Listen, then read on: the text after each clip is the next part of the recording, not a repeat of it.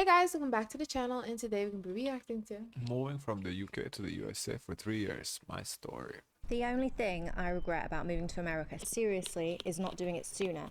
And I already have the fear of when we have to leave to go back to England. So if you're considering moving to America, I want to share everything I've learned and experienced since being here, from social security numbers, driving, food, work, the places we've been able to go, because you can literally just drive everywhere. No need to be paying over the top for flights to get to some incredible locations. And I want to really I mean, okay, that's a little caveat. Yeah, you can drive anywhere, but like, who wants to drive for 4 days straight? Like, I'd much rather pay for a flight and fly in 4 hours than drive for 4 days. the difference is that you get to sightsee, make stops. Yeah, but if you're trying to get from, from California to Florida, I mean, ain't nobody driving unless you're moving and you have to bring your stuff over. So you rent a U-Haul and you drive. Yes, fine. But if you're just going for a vacation, that's a weird vacation to drive 4 days one way, drive 4 days back the other way. I don't. Maybe you drive one way and you fly back the other. Oh, for the rental? Okay, that makes a little more sense. tell my story. I've made a few videos here, but not really spoke about this huge thing I've done with my family. And I've made a point about making this channel more personal. There is a big truck going past me, but I am in the park with my husband and my daughter. But hi, I'm Emma, and me, my husband, and our daughter said goodbye to England and all of our friends and family to explore America as a family for 3 years. And I have wanted to live in America since I was a kid. I was lucky enough to visit New York and Virginia when I was serving in the Navy, but it doesn't compare at all to living here. It is such a different way of life, and this really is a dream come true. I'll tell you why we did it first, which actually ties into to be part of the Navy. Mm-hmm. how we did it. So with my husband still serving in the Navy, we just didn't see each other. We lived in a town with no family. We were just there for the convenience of the base being there. My daughter was going to nursery there, and for her first year of life, she hardly saw her dad. He was deployed when she was 2 weeks old, and this just kept happening. Then he got based further south, so we only saw him on weekends. And you know when something just has to give, when you know this just can't go on? Well, that's what happened. We basically just had a long conversation and came to the conclusion that if he could get a military exchange job in America, we would see each other every single day and actually be a family. So that's what we did. That's why we have an expiration date of 3 years. But I am manifesting, I am willing and wishing that there is some way that we can stay, because it is incredible. The places we have been able to visit and see are just on another level. I don't know if that's because I just take England for granted, but living here, we are honestly just happier and healthier versions of ourselves. Oh, well, I think maybe like DC area, Virginia. I don't know. When she showed the flight, it was Washington DC. So one of the most amazing trips we did was Salem. We went around Halloween time, we dressed our daughter up as Maleficent, and it was incredible. It was such an experience. But for actual Halloween, we were at home. We live in Pennsylvania, and we went trick-or-treating, and oh my God, it really is like how it looks on TV. Everybody goes to so much effort decorating their houses, dressing up, making it a real experience.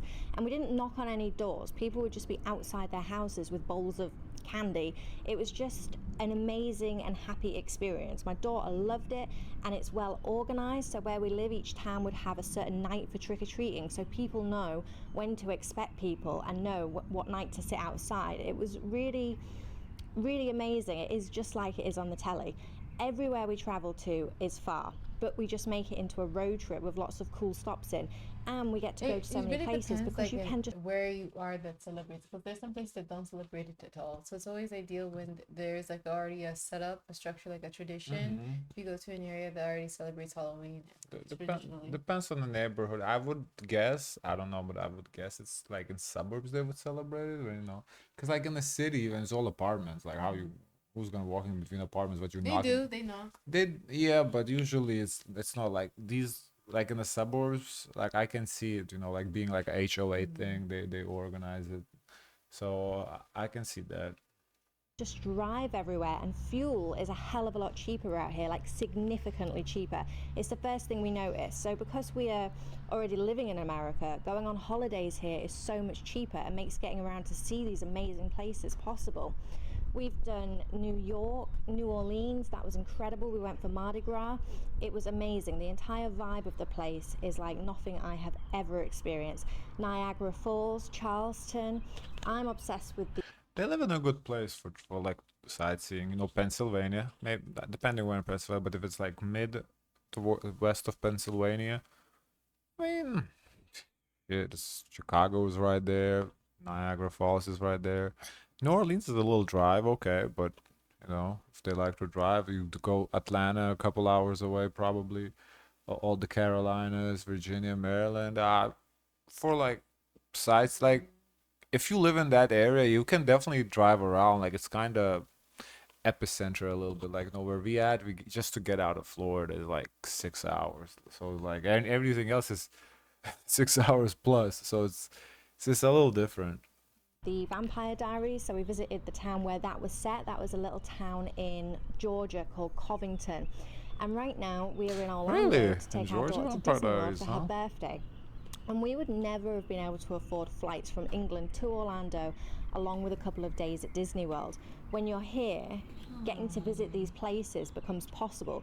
Living here, utilities are significantly cheaper.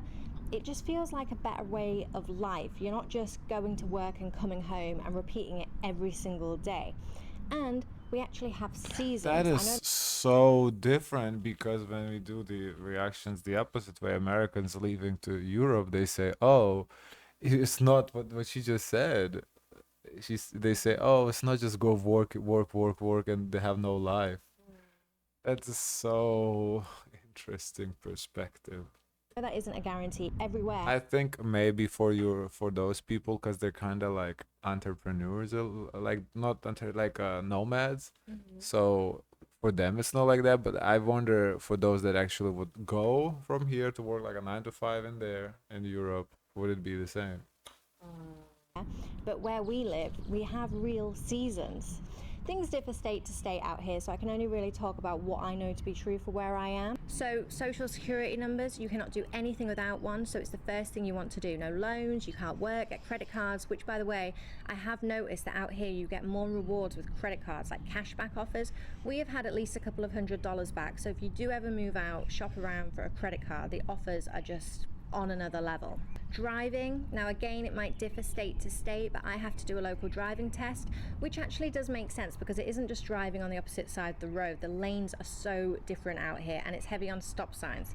So school buses, you know, the big yellow ones that you always see on TV, when they stop, no matter what side of the road it's on, you also have to stop. So when a school bus stops, all traffic stops. You cannot pass that bus. Now food, it is so easy to gain weight out here. The food is amazing and the portions are very generous. I love it. But after a few months of being here, we did realize that we had to cut down on how much we were eating. You really have no need to order sides or extras. The main meals are huge. There are so many diners and nice restaurants like Red Lobster. That is an incredible place to eat.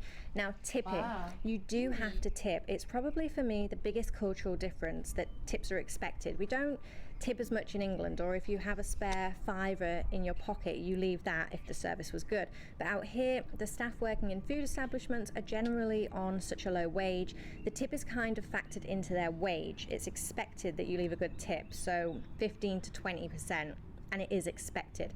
I would say tipping is a little bit out of control. It isn't just your restaurants and your diners where tips are expected. I don't want to keep you too long, but I had a seriously awkward moment at a nail salon before we came here, so I'll probably do another video on tipping because tell the really is on another truth. level. It's I knew about crazy. tipping in food establishments before moving here, but I had no idea that it was expected everywhere. Yeah, I would say like when it comes to tipping, probably the biggest shock is like the food, as I've been saying, like in Europe too, you tip, but you tip for good service. You don't tip just to tip, and it's usually like 10%, not 15%, 20% as it is here. So that is that. I think the biggest shock is that here you tip for everything. Like in Europe, tipping is just for food. Here, like nails, hair, like you go get your haircut, you tip. Nails done, you tip. What else? Even if you go get takeout, you tip. Yeah, well, I don't tip when I go get takeout. Oh, hell no. But they want you to tip, but I ain't tipping when I'm picking up my food. What you do for me? You put it in a bag. Have it here. Oh. I'm ready. Wow, I'll put it in my own bag. Uh, what else you tip for? Like valets, you tip, but valets is kind of like a luxury though, not really a necessity. You could just put a tip jar period. Oh, massage, like Yeah. like any service, it's you tip. That is definitely probably the biggest cost. Just crazy. It is out of control. She's right about that. But now with work, I'm an esthetician, so depending on what state you live in. Her nail experience, because the prices for nails are already insane, and so imagine they also expect you to tip too, because if you don't tip you can't go back there again. And there's certain things you can and can't do.